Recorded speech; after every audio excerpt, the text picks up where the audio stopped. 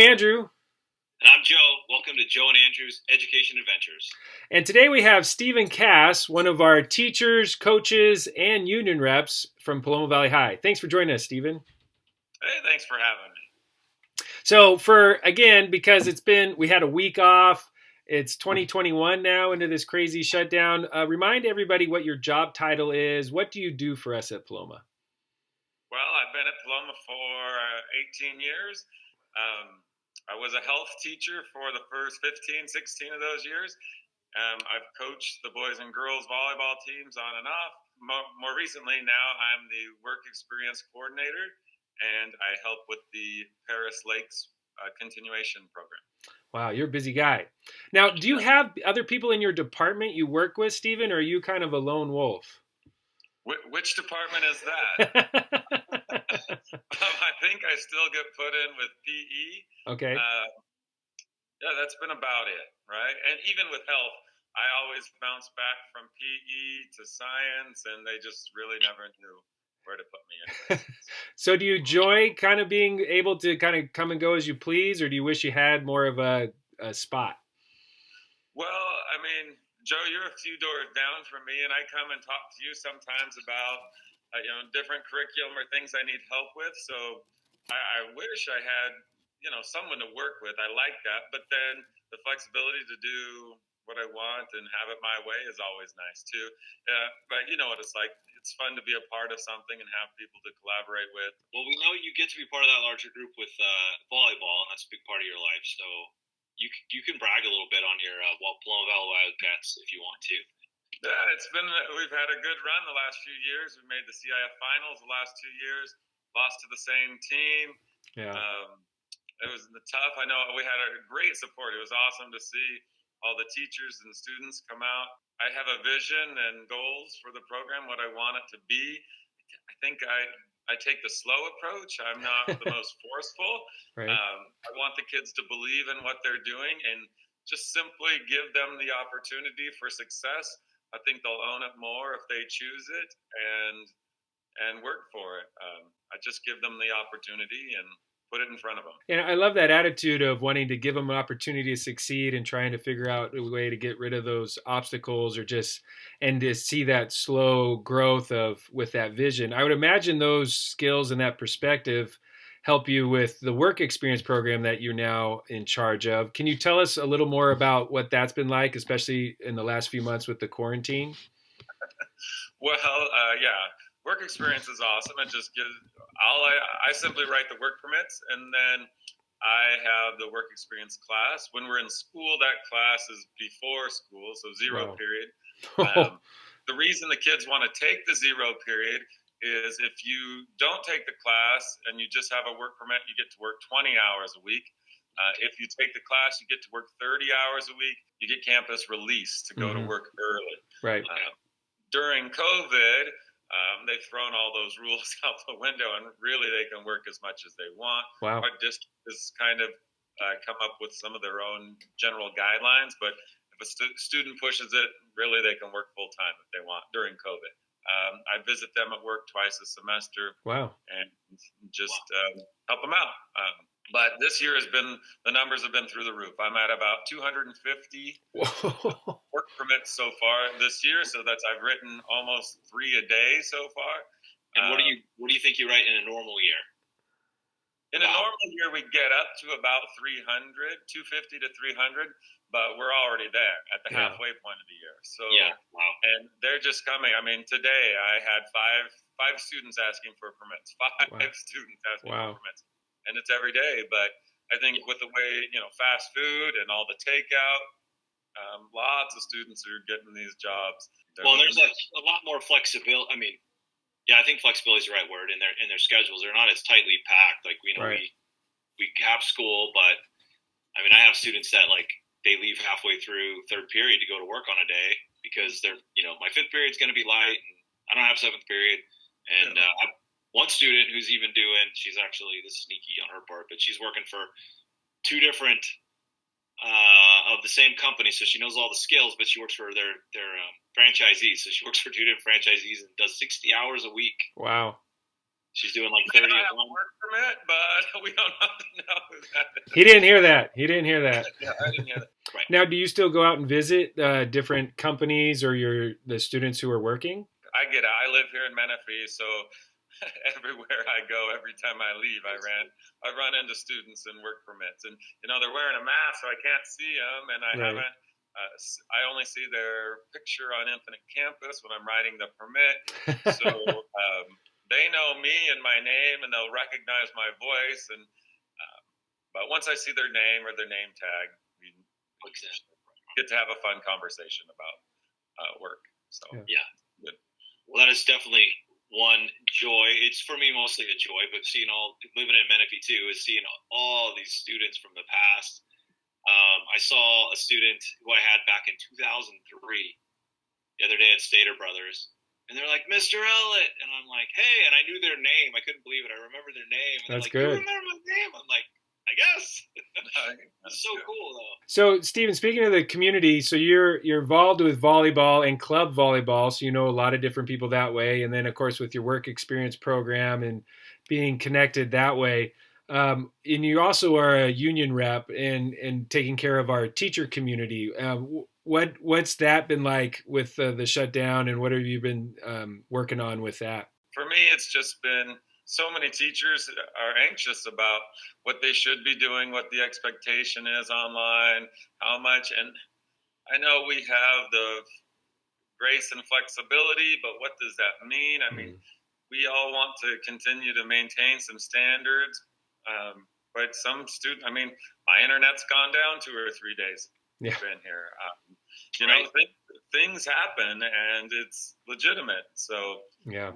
we cut out, and I think there's a lot of those types of questions still, and we're almost a year into it. Yeah. It's just balancing our expectations of what we used to think was appropriate and what we should be doing now. I think that's what I've seen the most on the site rep side. Can you kind of describe what's a site rep's job? How do we expect people to tell us what's going on? And then I know sometimes when we're getting in trouble, probably every teacher's at some point been called in. I know I have been for doing something kind of dumb. Sometimes actually dumb, sometimes just misinterpreted. But either way, whatever it was. But we get called in, and a site rep comes in and represents us. And so you did that for me last year, and that was really helpful. But in general, what's in the broader job of a site rep? Hopefully get people involved, be the person they can come talk to if they have an issue. Really just hopefully helping them understand what their, the contract, helping them understand, what their job really entails. There's the letter of the law and then the spirit. As teachers, we all got into this because we want to help people and we want to teach and change lives. But then there's the job side of it where we need to get paid. We've got to, if we're not taken care of, we can't teach. So there's balancing all of that. We have good representation here at Paloma. And so hopefully someone in the union that you can talk to and share your feelings with and what you need and what you want. If you don't say anything, we don't know. Right. The answer is always no if you don't ask. It's always no if you don't ask. So good piece of advice. Yeah. And what I love is that you have this, it comes across that you care and you want to give advice. You want to set people up to be in a good position, whether it be, like you said, for their career or for work experience, or I'm sure as a coach for your girls in volleyball and boys in volleyball that you're trying to, give them advice. That's what a beautiful thing about sports is, you get that chance to, teach life lessons through that. And I know you love doing that with health. And is there some of those activities that you like to do that would be helpful for us that we could still do online? Is there an activity that you have that we could do? Yeah, sure. In health, I actually took about a third of the semester and was all about relationships. From dating to parents to just our friends to, on the job type of relationships. And one of my favorite activities was called the Relationship Continuum. And we can get a little taste of it today. I have the activity if you want to give it a try. Sure. We'll do a short and rundown version of it. All right, we're game. Okay, this sounds like fun. So in class, I would let the students pick their partner. That partner would be the person they stuck with. And what they were trying to do was determine how they wanted their relationship to go. The reality is, again, if you don't ask, it's always no. Right. You're in charge of your relationship, right? Or hopefully that's what we're teaching people in this. If you don't speak up, someone else is, and you're going to just follow along. So if you want to be in charge of your relationship, it's time to speak up, and we have to practice it. So that's one of the other goals of this activity. So I just picked out some of the fun ones, and we'll do them with you. You have to either choose to buy a house together or move in together. Which is going to happen first? Move in together or buy a house together? Go ahead, Paulson. You can go first. Well, knowing me, it's going to take a while to save up money to buy a house, so we'll move in together and rent an apartment for a while before we buy. Yeah, I think I got married with like $1,000 to my name, plus a car that it ran good though. Right. So we were living together before we were buying a house for sure. Right. Same thing. My wife and I, our first place was like maybe 500 square foot. Exclusive dating, right? You're just going to date that person and no one else. Okay. And meet their parents. Do you need to meet their parents before you commit to them for dating, or vice versa? How are you going to do it? To me, I don't want to meet the parents until I know that it's just us. Otherwise, it's like, whoa. So I would go exclusive date first, and then, yeah. I just would be afraid to meet the parents, so I would have to exclusively date, and then muster up the strength.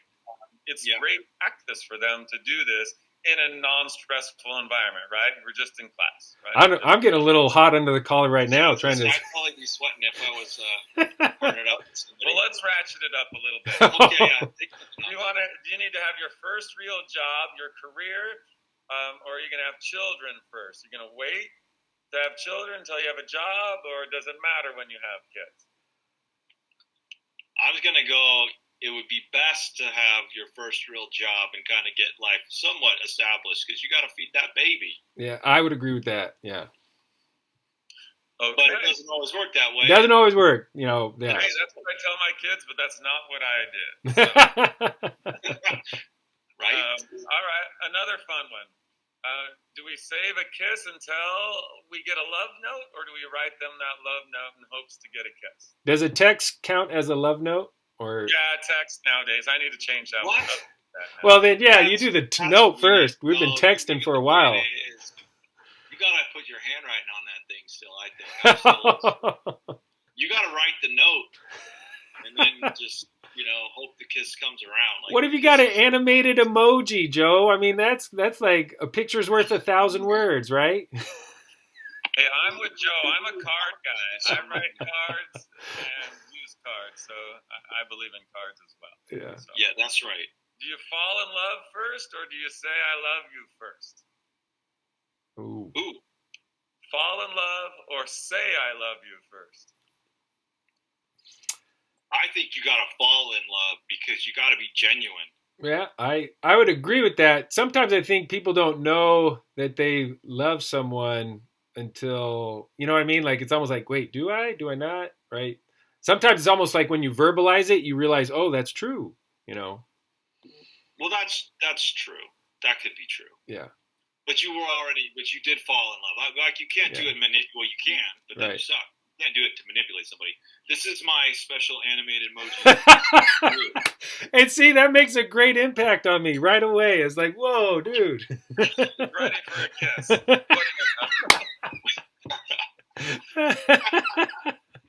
So, but you can see how this goes in class. And then when we're done, I explain to them that part of this assignment is to now go show this list to their parent or a trusted adult, get their feedback, and talk through some of those big items with them. The parents seem to have really liked it. When I was a young teacher, I was really nervous about this activity just because our parents going to get upset. But I never once had a parent get upset once they saw the activity. And I love that, parents got involved in stuff like that, because I think there's that extra step when we use assignments to then get family involvement, brothers, sisters, grandmas, whoever, and that makes it more real and also shows we're thinking about the community and holistically about the child, our student. And I think anytime we can take that extra step, it doesn't take much work. Just say, hey, I need you to do this. I need you to go get this signed, or I need, part of your assignment is to interview or something like that. And adding that extra step really can make it a more enriching activity for a student. So that's a good point, Stephen. I like that. So obviously you have a lot of interest, Stephen. What lately have you been reading, listening, or watching that you find entertaining or inspiring? Been watching a little bit more TV, I suppose, being home. Yellowstone was amazing. Man, that was a great show. I'm a Survivor fan. I wish Survivor was back. That's been the hardest thing for me about, not the hardest, that's sarcasm, but I love Survivor, and it's been gone all of COVID, so I wish that was back. All right, last question then, Stephen, is what's your motivation for 2021? What's getting you up in the morning to do what you do? Well, I think it sounds cheesy. That's what every teacher says. Like, I just want to be here to help people. I know the challenge. I see it in my club, in the club volleyball world. I get to meet with players still, and they're struggling, or they're hurting. Their families need something to do, want something to do. Yeah. And just trying to be there for people. Well, Stephen, we appreciate all you've been doing for your athletes, for your students and work experience, the connections you make in our community, and for us teachers as a union rep. You be able to manage all these different spinning plates really, really well. So we appreciate that. So on this crazy adventure, let's keep learning. See you guys. Bye-bye. So you own a Tesla, right? Well, I'm making monthly payments. Well, let me say this. Tesla, yes. You possess a Tesla. Well, my wife and I were watching the show. It's called Long Way Up. And it's Ewan McGregor and his buddy, and they're traveling from the tip of South America. Oh, I've heard of this. It's pretty cool, but they're taking Harley-Davidson designed electric bikes for them.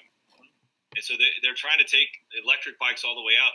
But realistically, there's not a lot of electricity available in most of South America so far. They're like 3/4 of the way through it on the trip, and they have hard time getting charging.